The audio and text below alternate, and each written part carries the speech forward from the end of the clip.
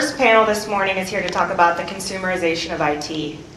We're seeing this real convergence and blurred distinction between our digital identities, between kind of online personal identity and professional identity, and that's also trickling into the way we interact with our devices. But this next panel is really going to ask tough questions about how far can this really go? So this discussion will be moderated by Larry Seltzer. He's the editorial director at Byte, and he'll be joined by Robert Scoble and Oliver Marks. Guys, come on out.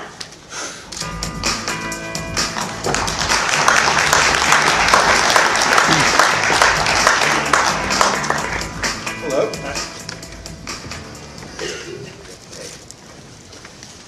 Hi. Thank you, Paige, and thank you everyone in the audience. As Paige said, I'm Larry Seltzer. I'm the editorial director of Byte, thenewbyte.com, where our focus is consumerization of IT, the subject here. This is the way I see it, the introduction, intentionally or otherwise, into the enterprise of technologies that were not designed for enterprises. They're designed for consumers. And this presents a number of challenges and opportunities. Here to talk about it with me is Robert Scoble. Many years ago, Robert put blogging on the map, but he's been a pioneer in many technologies and on the bleeding edge of them. Yeah, I used to work at Microsoft, and now I work at Rackspace, a hosting company, and I go around the world studying mostly the consumer world, but a little bit of the enterprise world. And to his left is Oliver Marks. Oliver is founding partner of the Sovos Group, where they work with large companies on enterprise collaboration and communication. And he has a wealth of experience. He knows where the social networking bodies are buried. He's here to tell us the way things are in the real world.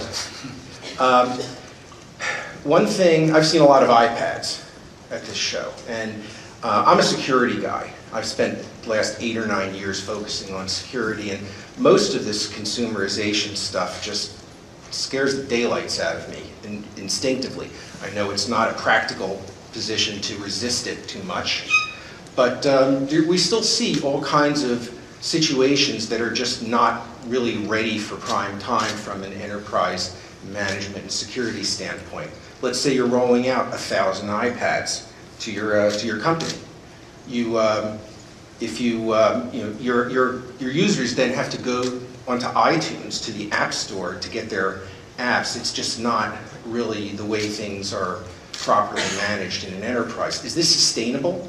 Are we going to end up with the management tools moving towards becoming more in tune with IT's needs, or is IT going to cave in?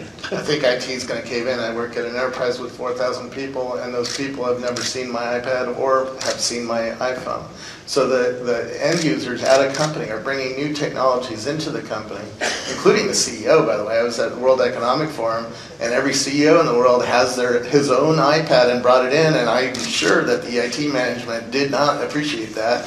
But I think this world is shifting and changing very quickly, and we're not going to go back to the old centralized world very easily.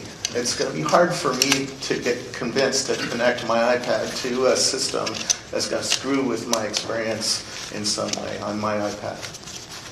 I mean, it's just an interesting conundrum, because we were talking before this that Windows XP, I think, came out in 2003, was it? 2, maybe 1. Yeah, and a lot of people aren't intent, and it's going to be sunsetted by Microsoft in, I think, 2013. Your average spec enterprise today is running on Windows XP, BlackBerry. There's a bunch of kind of capital expenditure issues around that, and depreciation and so on.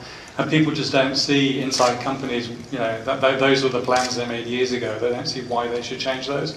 Meanwhile, you've got this huge influx of devices from individuals, and increasingly IT is being told they need to provision these types of tools, particularly by senior management, because tablets are wonderful for exposing all of the information that all the peons, all the employees are actually creating in the cubicles.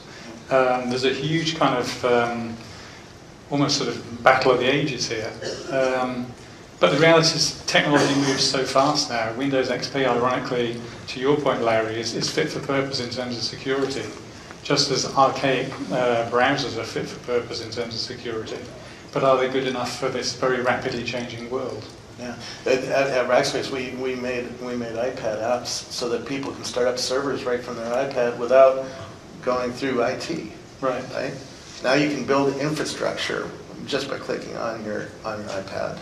I mean, one of the real quick points is I think there's a huge dividing line between technology companies and people that work with technology, and companies that are minting money, making, I don't know, wine or raisins or something, that are kind of, completely separate from the technology world, and they work at very different speeds. I might argue with there. I was just in Napa all weekend and meeting with farmers. They're using iPads. Oh, sure.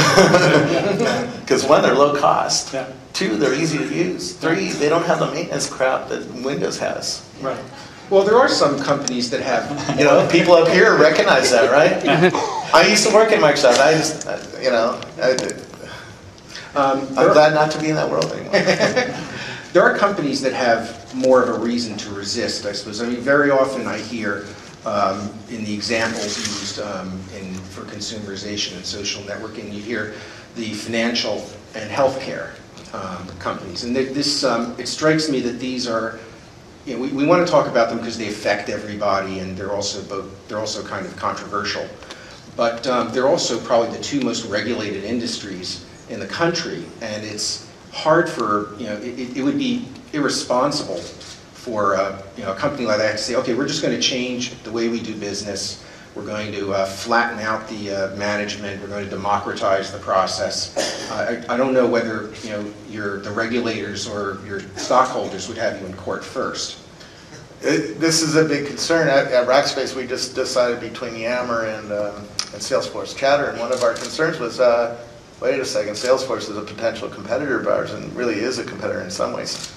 And we're hosting we're going to put our private conversations in Salesforce Chatter and let our competitors manage that. That's a little bit of a shift in business thinking. So are you using Chatter? Yeah. Okay. Yeah.